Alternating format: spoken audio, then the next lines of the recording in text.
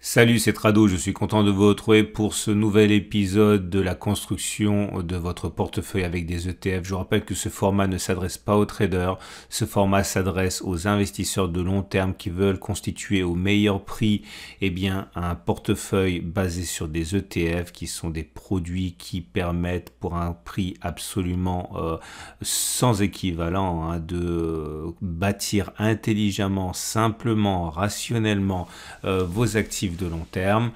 Je vous rappelle que cela repose sur des éléments multiples. Le premier, c'est que on a ici une stratégie de type cœur satellite, c'est-à-dire pour les plus novices d'entre vous, on achète quelque chose de central qui va faire le cœur ou le corps en anglais de votre portefeuille.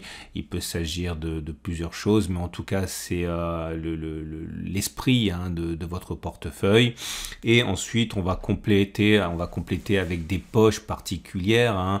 Ici dans votre exemple, alors, imaginons que vous achetiez un ETF monde avec 70% de votre capital. Vous allez ensuite compléter avec des valeurs de conviction qui vont dynamiser votre portefeuille, par exemple des économies émergentes, le développement durable, du luxe, ou alors on peut mettre moins que 80%, on peut mettre 70, 60, 90%. L'idée est toujours la même, c'est que vous avez un paquebot qui est votre cœur de portefeuille, qui a un ETF très général, et puis derrière vous allez colorer votre patrimoine avec des choses sectorielles ou de conviction qui vont vous permettre de dynamiser vos avoirs.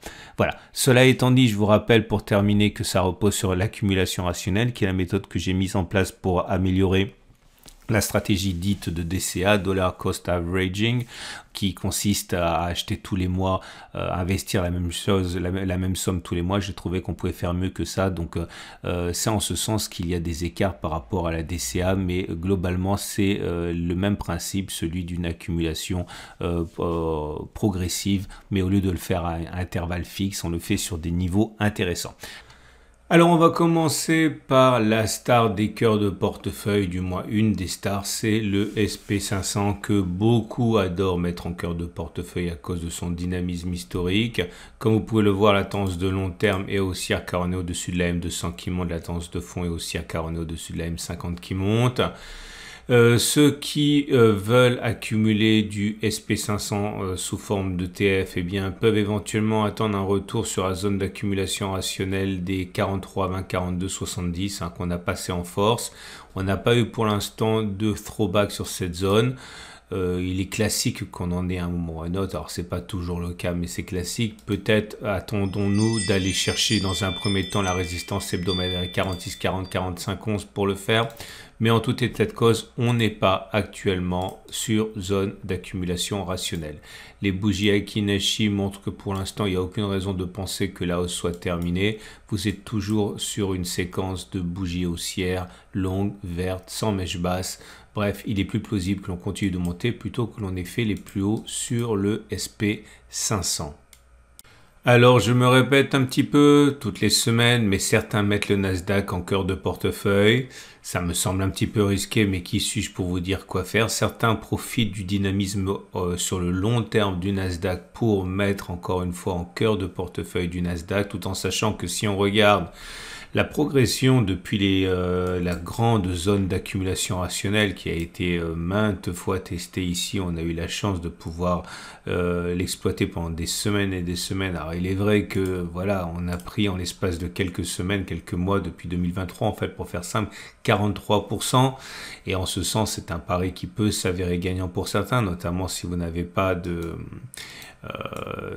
problèmes par rapport aux variations fortes. Il demeure que certains le mettront davantage en satellite plutôt qu'au cœur de portefeuille. En tout état de cause, on n'est pas sur zone d'accumulation rationnelle, on l'a été, on l'est plus. Là, on est plutôt sur une résistance hebdomadaire, celle des 15 290 14 750. C'est pas anodin, c'est la résistance qui a occasionné la chute vertigineuse à laquelle on a assisté à partir du mois de mars 2022.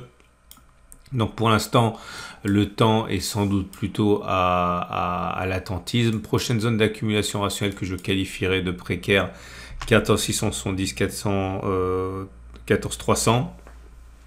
Si on va dessus, effectivement, certains accumuleront un petit peu, mais surtout un retour sur le support hebdomadaire des 773 000 qui pourrait tenter les accumulateurs et les investisseurs de long terme. Ancienne zone de résistance qui a été cassée, qui a changé de polarité, qui a déjà été testée ici efficacement. Si on y retourne, c'est une grande zone ici dans laquelle eh bien, un transit pourrait être exploité, peut-être un peu en haut, un peu en bas, etc. Puisque c'est une zone très large qui fait plus de 7%, non pardon, quasiment 7%. Et pour l'instant, on n'y est pas. Prochaine zone d'accumulation rationnelle, 14 670, 14 300. Tendance de fond haussière, tendance de long terme haussière, puisqu'on est au-dessus de la M50 et de la M200 qui montent. Les bougies Ekinashi montrent que c'est toujours haussier pour l'instant. Vous voyez, régime de bougies vertes sans mèche basse, autrement dit, pour l'instant, l'avantage est plutôt au haussier. Et avant de continuer, je vous rappelle que si vous cherchez un courtier pour passer vos ordres et investir sur les ETF comme moi-même je le fais, eh bien, vous pouvez passer par mon partenaire Trade Republic. Trade Republic, c'est allemand. Trade Republic, c'est plus d'1 million de clients, des milliards sous gestion, avec un choix absolument incroyable d'actions et d'ETF. Et même, vous pouvez accéder à des ordres de bourse à 0 € si vous faites des plans programmés. Mais le plus intéressant pour la nouvelle de cette année, c'est que Trade Republic rémunère 2% vos liquidités pendant que vous attendez que l'on arrive en zone d'accumulation rationnelle. Donc un avantage significatif dans cette méthode que j'applique et qui consiste à attendre les zones clés pour acheter. Et bien pendant que vous attendez, vous avez la possibilité d'être rémunéré. Voilà, dernière chose, et je le répète parce que je l'ai déjà dit, Trade Republic est régulé par la BaFin, c'est-à-dire l'équivalent de l'AMF allemande, qui est réputée même encore plus sélective. Bref, c'est mon sponsor. N'hésitez pas à cliquer sur le lien en dessous et découvrir l'offre exceptionnelle que vous propose Trade Republic. Et on passe à l'Eurostoxx qui est assez compliqué à analyser parce que nous sommes face à une succession de supports. Impossible de savoir lequel sera le bon en cas d'attaque baissière. Il y a naturellement celui des 450-451 qui a produit son petit effet. Il y a eu cette zone de congestion également, 445, 437, puis 433, 430. Bref, beaucoup de supports. Ma préférence allant à 433, 430. Mais il est vrai qu'étant donné qu'on a eu l'occasion déjà en début d'année d'accumuler sur des niveaux inférieurs, on peut faire un peu les difficiles. Si vous n'avez pas commencé à accumuler préalablement et que vous voulez commencer à le faire maintenant, il faut savoir deux choses. Un, on n'est pas sur zone d'accumulation rationnelle maintenant, puisqu'on est au contraire au pied d'une falaise, qu'il s'agisse de la petite résistance des 470-469 qui fonctionne très bien, ou plus généralement cette énorme résistance mensuelle qui est des 495-470. C'est une zone qui paraît béante comme ça, et elle l'est en fait, mais elle n'est pas artificielle du tout. Quand on remonte les unités de temps, voilà, globalement c'est la zone sur laquelle on a échoué des mois et des mois, 3, 4 mois, 5 mois, 6, 7 mois, en fait la moitié de l'année 2021, on a échoué sur cette zone qui visiblement est la zone à partir de laquelle les investisseurs considèrent que c'est trop cher. Et donc cette zone qui, bien que large, est bien une zone de péril pour les investisseurs. Donc on est sur une zone de résistance, zone sur laquelle il n'est pas forcément intéressant d'accumuler. Et je le répète, la zone d'accumulation rationnelle la plus proche est à 456, 451, puis 447, 437 si on y va, tendance de long terme haussière. Tendance de fond plutôt neutre, c'est l'esprit de la latéralisation, les courses love autour de la moyenne mobile à 50 périodes. On passe maintenant au format resserré de l'Eurostoxx, l'Eurostoxx 50. Et pour ce format plus restreint, l'Eurostoxx 50, là aussi on est sur une résistance mensuelle, les 40-30, 44-30, 42-60, je vous montre les données mensuelles pour vous en convaincre. C'est tout simplement une falaise qui a stoppé l'avancée des cours à la moitié d'une année. Toute cette zone est une zone où les baissiers ont la main, et c'est pour ça que l'on renacle à passer au-dessus. La zone d'accumulation rationnelle la plus proche est 42,15, 41,00 ici. Certains ont accumulé en haut, d'autres pourront accumuler au milieu et en bas selon le nombre d'accumulations que vous désirez. La zone vraiment intéressante, c'est le support hebdomadaire des 40-30-39-00 qui a fait l'objet d'une touchette si vous me passez l'expérience, hein, c'était en mars. Si on va là, ce serait très intéressant. Maintenant, si on ne devait plus consolider et que la consolidation a déjà été faite sur les 42-15, 41-00, eh bien en cas de cassure de cette zone, elle changerait de polarité, elle deviendrait support et elle deviendrait donc zone d'accumulation rationnelle. Mais on n'y est pas du tout. Pour l'instant, on bute dessus. La tendance de long terme est haussière, la tendance de fond est neutre à haussière, c'est difficile à dire, on se love autour de la M50. Et pour l'Eurostoxx également, si on regarde les bougies Aiki-Nashi, on voit que c'est plutôt haussier. Vous avez des bougies Aiki-Nashi qui sont vertes, alors elles ne sont pas terriblement haussières, il faudrait qu'elles soient plus longues et puis sans mèche basse, mais ça reste quand même une bougie qui est plus haussière que baissière. On passe maintenant au CAC 40 qui pour le coup n'est pas, enfin à mon sens, pas vraiment un indice ni un ETF propice au cœur de portefeuille parce que c'est quand même une zone qui est, enfin un indice qui est assez étroit on va dire, mais certains l'utilisent en cœur de portefeuille pour notamment s'exposer aux valeurs du luxe en même temps qu'ils s'exposent à un indice large. En tout cas, on l'aura compris, on n'est pas sur zone d'accumulation rationnelle. La zone d'accumulation la plus proche est 71,60, 71, 70, 96. Pour les zones qui a été parfaitement efficace lors du précédent rebond. Mais là, actuellement, sur les niveaux sur lesquels nous sommes pas en zone d'accumulation rationnelle. Tendance de long terme haussière, tendance de fond note, puisqu'on est au-dessus de la M50, mais celle-ci descend. Bougie Aiki-Nashi plutôt haussière là aussi, puisque vous avez une bougie verte. Il faudrait une bougie un peu plus longue avec une mèche un peu plus courte, mais ça reste quand même haussier pour le CAC 40. On va terminer avec un ETF monde. Et on va terminer avec un ETF monde, je disais, mais un ETF monde peut-être pour changer qui sortent des sentiers battus. Comme vous le savez peut-être, la plupart des ETF monde les plus connus ont une surexposition aux États-Unis qui peut représenter jusqu'à 60-65% du poids de l'ETF. C'est normal à cause des mastodontes qui font partie de l'indice américain, qui sont les plus grandes entreprises du monde.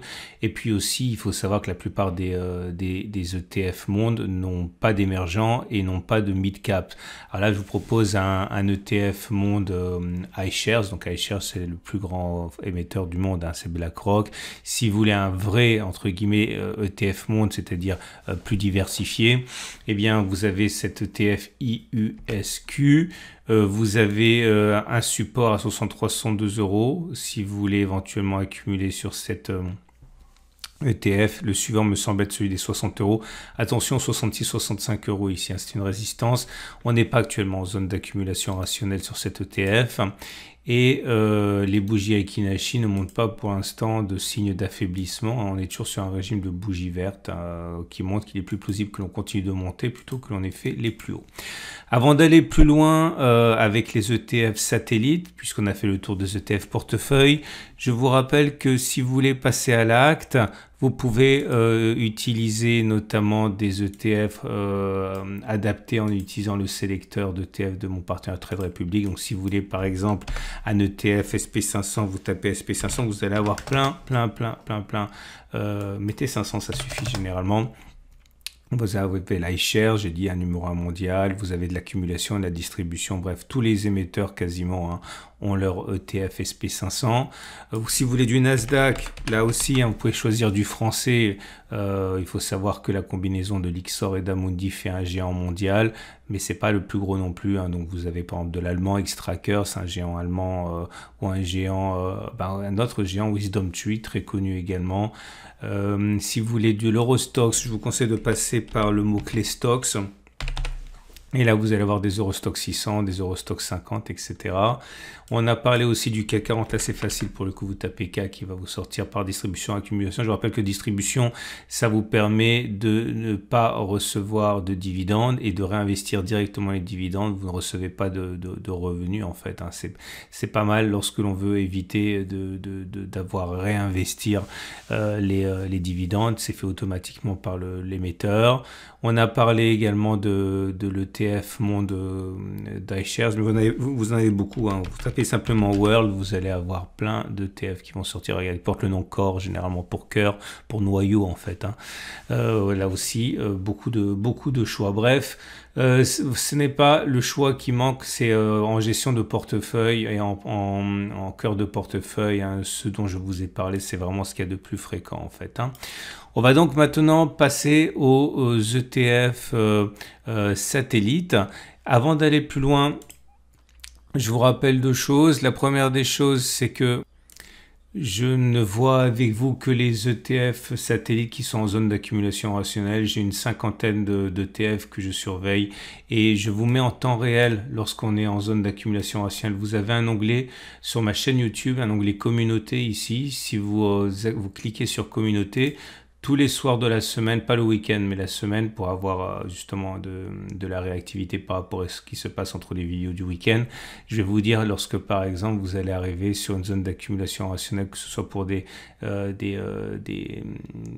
indices ou je fais quelques analyses actions aussi. Là vous voyez j'ai expliqué en temps réel que le TF Food and Beverage était sur zone d'accumulation rationnelle. Donc voilà, si vous voulez vraiment saisir, je vais également parler de l'immobilier européen en temps réel il y a 9 jours. Bref, si vous voulez vraiment saisir au plus vite les opportunités d'accumulation rationnelle qui se présenteraient, pensez à venir tous les soirs visiter l'onglet communauté de ma chaîne YouTube et comme ça vous aurez un coup d'avance par rapport aux vidéos et aux ETF satellites que je vous propose notamment maintenant. Alors j'ai repéré pour vous 5 ou 6 ETF qui sont en zone d'accumulation rationnelle. Alors ça c'est pas parce que je voulais vous le proposer en zone d'accumulation rationnelle, parce qu'en ce moment on me demande beaucoup d'informations sur tout ce qui est relatif à l'accumulation, à l'intelligence artificielle, etc. et toutes les technologies de l'internet qui incorporent. Malheureusement on n'est plus en zone d'accumulation rationnelle ni pour l'un ni pour le jouer. Simplement vous montrer que voilà, on était en zone d'accumulation rationnelle il y a à peu près un mois, on ne l'est plus.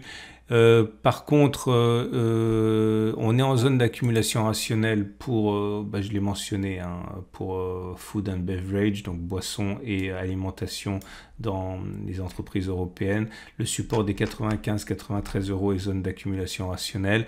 Vous avez il faut toujours regarder ce dans quoi on investit, c'est très important.